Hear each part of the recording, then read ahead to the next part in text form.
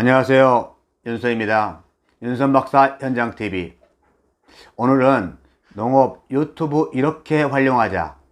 유튜브를 할 수 있는 10가지 대해서 말씀드리겠습니다. 빠르게 진화하는 동영상 시대, 농업 부분만 소외될 것인가? 점점 동영상 시대라고 이야기를 하고 있죠.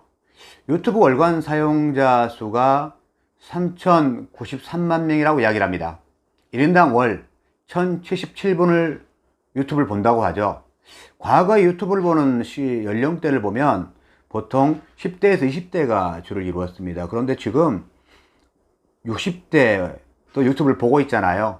중장년층들이 대부분 대규모로 유입을 하고 있습니다. 더 중요한 것은 인터넷 이용자의 60%가 그리고 유튜브에서 정보를 검색하고 있다고 합니다. 분명히 검색을 하고 있는데 검색하면 농업이 안 나오는 거죠. 그쪽에 들어가 있지 않으니까요. 그러면서 콘텐츠의 소비 영역이 점점 검색으로 발전하고 있고요. 뒤에 있는 표를 한번 보십시오. 표에 보시면 모바일 앱 소지자를 조사했더니 물론 단연 카카오톡이 제일 많죠. 4,735만 명이 카카오톡을 소지하고 있습니다. 그런데 그 뒤를 이어서 4,714만 명이 유튜브 앱을 소지하고 있습니다.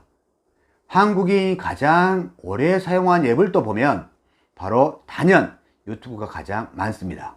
유튜브는 계속 보고 있다는 거잖아요, 지금. 이러한 상황인데 농업에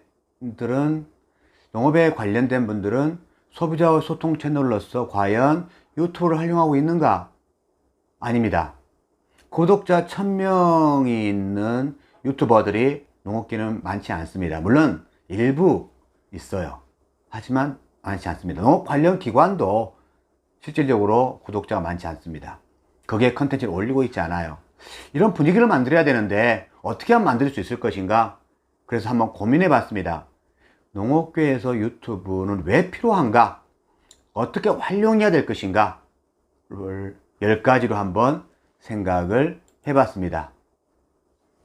첫 번째, 농업인이 유튜브를 왜 사용할까? 가장 중요한 것은 바로 자기 자료화입니다. 영농일지, 그리고 정보의 공유, 노하우의 기록.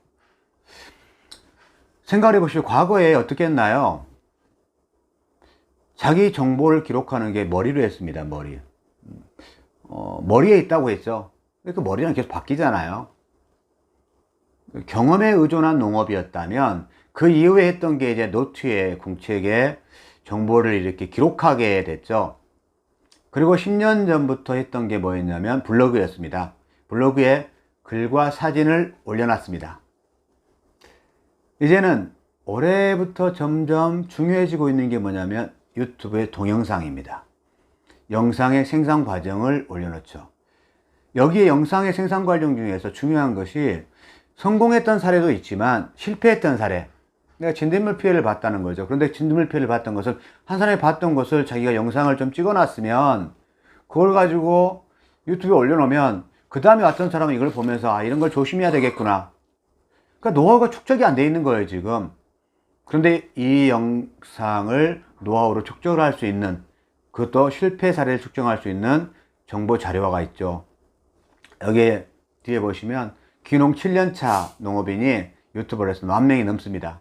그 귀농 7년차 농업인이 처음에 귀농하면서 좌충우돌 했던 것들, 그리고 이렇게 하면 안 돼요. 빨리 집부터 사야 되지, 사면 안 되는 이유, 뭐 그런 것들을 다 올려놓는 거예요. 굉장히 많은 사람이 호응을 합니다. 그래서 먼저 영농일조 노하우의 기록이고요. 두 번째는 뭘까요? 온라인 강의를 들을 수가 있습니다. 유튜브에 들어와서 계속적으로 바쁜 농사철에 교육을 합니까? 라고 했는데 이제는 유튜브에 들어오면 온라인 강의를 들을 수가 있어요.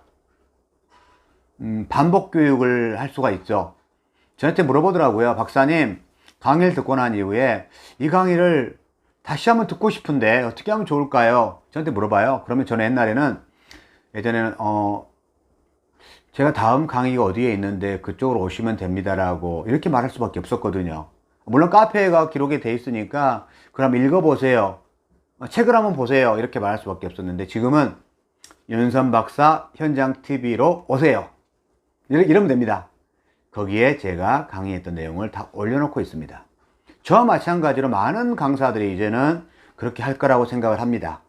그렇게 되면 집에서 반복 교육 가능하고요. 또 물어봅니다. 박사님, 오늘 강의 들었던 내용을 집에 있는 제 남편도 좀 들었으면 좋겠어요 라고 이야기를 합니다. 그러면 그리고 또 어떤 조합의 리더가 와가지고 우리 조합 조직원들도, 법인 회원들도 이걸 들었으면 좋겠어요. 서울에 있는 우리 아들이 있는데 농업에 관심이 있거든요. 이 아들에게 이걸 보면서 농업에 대한 어떤 공부를 하고 왔으면 좋겠어요. 이랬을 때 영상 강의 여기 들어가면 됩니다 라고 말할 수가 있더라고요. 세 번째는 농장 및 상품의 커뮤니케이션이 용이합니다. 마케팅이 하는 일이란 경쟁자의 상품 대신 당신의 상품을 사야 하는 명확한 이유를 소비자에게 알려주는 거다. 소비자에게 알려주는 방법이 이제는 말과 글보다는 영상이겠죠. 지금 뜰 안의 풍경 뒤에 있는 농장은 바로 그 농산물을 가지고 먹는 방법, 재배 방법을 재배 방법뿐만 아니라 먹는 방법을 이렇게 계속 올리고 있거든요. 그러면 이제 그거에 대한 수요가 늘어나겠죠. 경험을 파는 시대가 되고 있습니다. 네 번째는 컨셉이 명확해집니다. 브랜드화가 가능해집니다. 개인이 브랜드가 되는 시대, 1인 미디어 시대, 그리고 이 농장, 베리팜 힐링파크가 브랜딩이 되는 시대, 동영상에서 브랜딩이 되고 있습니다.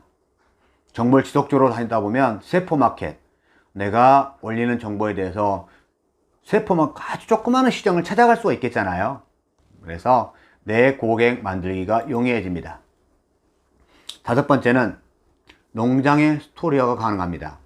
남원의 수강생이 저에게 강의 끝나고 난 다음에 카톡이 왔어요. 카톡 내용을 보니까 거기에 유튜브에 자기의 농장의 양봉, 꿀, 벌 하고 있는 스토리를 다 만들어서 이 카톡이 왔더라고요. 한번 눌러보니까 유튜브에 들어가 보니까요, 거기에 그 스토리가 다 들어있어요.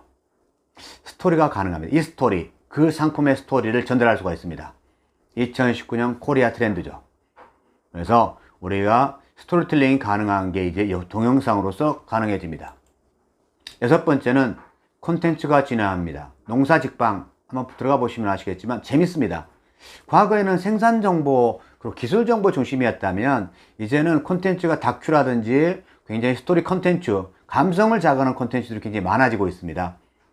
그러면서 이제는 편집 내용이 바뀌게 되죠. 저도 처음에 이거 영상 편집하면서 처음 거 보면 아우 이게 어떻게 이렇게 했지? 라고 생각합니다. 그렇지만 하다 보니까 점점 발전하게 되는 것 같아요. 일곱 번째는 벤치마킹, 교육 내용의 깊이가 깊어집니다.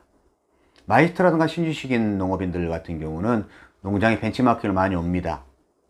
그리고 우수 사례 농가들이 있죠. 그 농가들이 그냥 그때 왔던 거 그때 전정하는 시기에 전정만 보일 수는 없잖아요. 그렇다 그러면 그 전부터 했던 걸 영상으로 다 만들어 놨다면 이러이러한 과정을 거쳤어요. 그리고 체험하는 그 농가 같은 경우도 와가지고 딸기만 따먹는 게 아니라 딸기의 일생에서 영상을 만들어서 아이들에게 한번 유튜브로 보고 학습할 수 있도록 한다면 좋겠죠. 체험한다 그러면 어때요? 사전에 이 영상을 만들어서 먼저 보내주고 주의사항이라든지 와서 어떻게 할 거라는 걸 보여주게 되면 와서 그 교육에 대한 바로 들어갈 수가 있고 쉽게 전달할 수가 있겠죠. 여덟 번째는 상품의 판매가 증가합니다.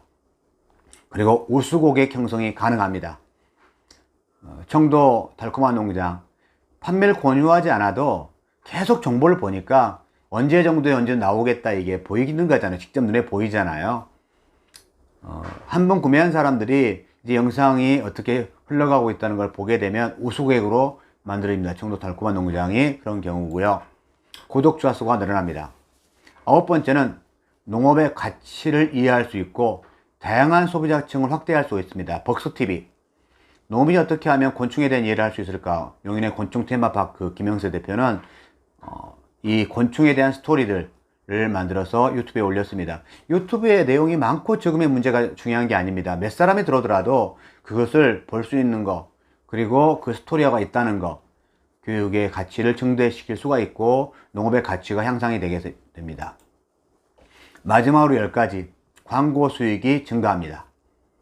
농업의 소득이 증가하는 거죠. 처음에 솔바이 농원도 마찬가지입니다. 올해 2019년 2월 달에 이런 교육을 받고 난 다음에 어떻게 하면 콘텐츠를 만들 수 있을까?